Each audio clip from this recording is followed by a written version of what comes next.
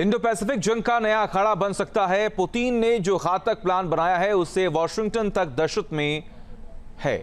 दरअसल पुतिन ने इंडोनेशिया की एयरबेस पर अपने खतरनाक जंगी लड़ाकू विमान तैनात करने की मंजूरी मांगी है।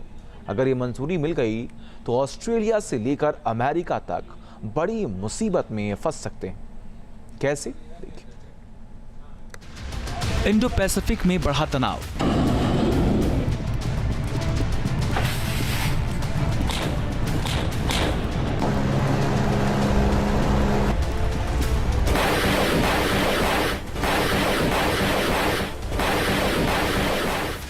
पुतिन का खतरनाक प्लान।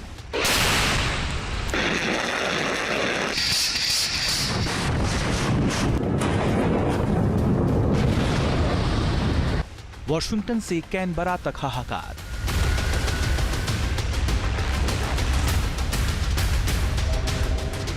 इंडोनेशिया में गरजेंगे लड़ाकू विमान।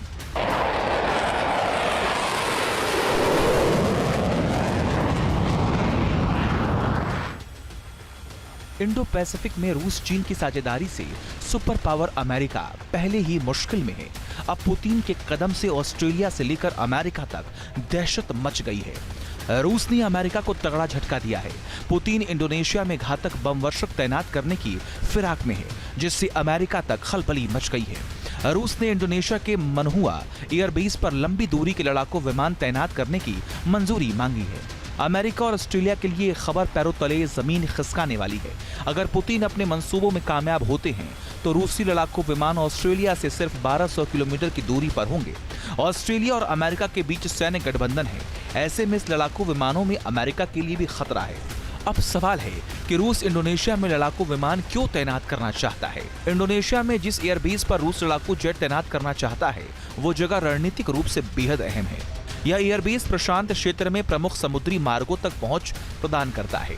इसमें दक्षिण चीन सागर तक पहुंचने का रास्ता भी शामिल है। दक्षिण चीन सागर अमेरिका चीन के बीच तनाव का केंद्र है। इससे पहले रूस ने 2017 में गश्ती मिशन की शुरुआत की थी। मनहुआ एयरबेस से 2 परमाणु सक्षम Tu-95 बम वर्षक उड़ाए थे। माना यह जाता है कि अगर रूस ने मनहुआ में लड़ाकू विमानों को तैनात करने का फैसला किया है तो उन विमानों में घातक टुपोलेव, Tu-95 और Tu-160 रणनीतिक बम वर्षक हो सकते हैं। ये विमान परमाणु बम गिराने में सक्षम है।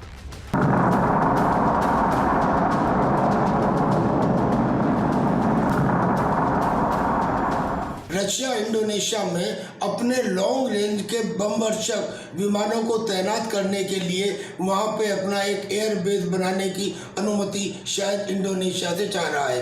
कुल मिला के बात यह है कि वहां पे चाइना और रशिया मिलके अमेरिका के खिलाफ एक बाकायदा फ्रंट ओपन करना चाहते हैं और उसे चैलेंज देना चाहते हैं कि मोनोपोलर वर्ल्ड अमेरिका की दादागिरी खत्म। और ये काम रशिया और चाइना ने तब शुरू कर दिया था जब वो न्यू इरा ऑफ पार्टनरशिप में एक दूसरे के साथ मिलाया था और कहा था कि नया वर्ल्ड ऑर्डर, और जिसका पहला कदम रशिया के कजान में ब्रिक्स सम्मेलन के दौरान ले लिया गया था।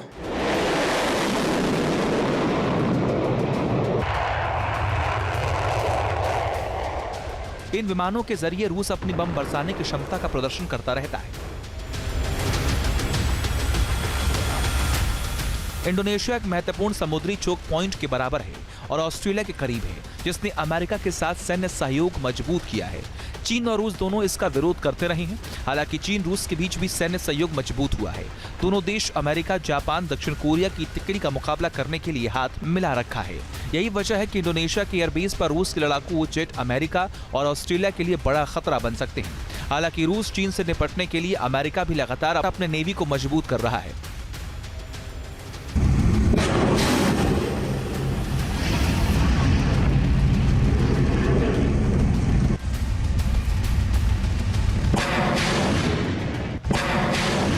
पहले तो इस युद्ध होने के चांसेस कम है, पर अगर होता है तो इसमें भारी तो रशिया ही पड़ेगा, क्योंकि leave aside China and north Korea पूरे अमेरिका और यूरोपियन कंट्रीज को मिला के भी रशिया की न्यूक्लियर डेटरेंस का मुकाबला नहीं कर सकते, उसकी हाइपरसोनिक मिसाइलों की ताकत और संख्या का मुकाबला नहीं कर सकते। स्पेस में जो उसने एक रॉकेट के द्वारा न्यूक्लियर कैपेबल रॉकेट को लॉन्च किया है और बहुत सारे सैटेलाइट को तबाह करने का भय फैलाया है, उसका मुकाबला अमेरिका और चाइना फिलहाल मिलकर नहीं कर सकते।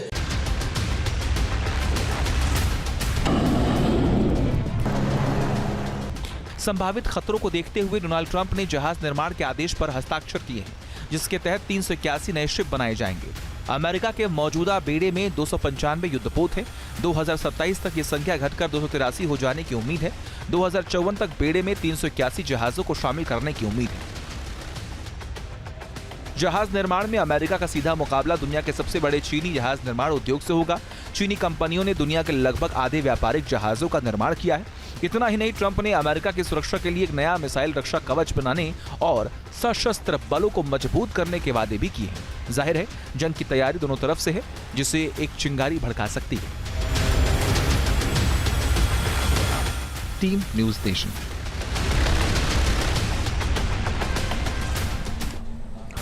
इंडोनेशिया एक महत्वपूर्ण समुद्री चोक पॉइंट के बराबर है और ऑस्ट्रेलिया के करीब है, जिसने अमेरिका के साथ सैन्य सहयोग मजबूत किया है।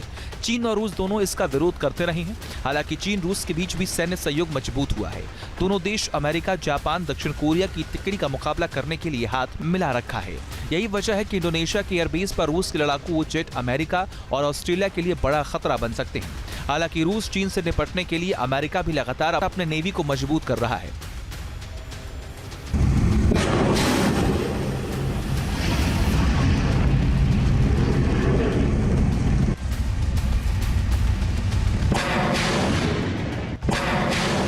पहले तो इस युद्ध होने के चांसेस कम है, पर अगर होता है तो इसमें भारी तो रशिया ही पड़ेगा, क्योंकि leave aside China and north Korea पूरे अमेरिका और यूरोपियन कंट्रीज को मिला के भी रशिया की न्यूक्लियर डेटरेंस का मुकाबला नहीं कर सकते, उसकी हाइपरसोनिक मिसाइलों की ताकत और संख्या का मुकाबला नहीं कर सकते। स्पेस में जो उसने एक रॉकेट के द्वारा न्यूक्लियर कैपेबल रॉकेट को लॉन्च किया है और बहुत सारे सैटेलाइट को तबाह करने का भय फैलाया है, उसका मुकाबला अमेरिका और चाइना फिलहाल मिलकर नहीं कर सकते।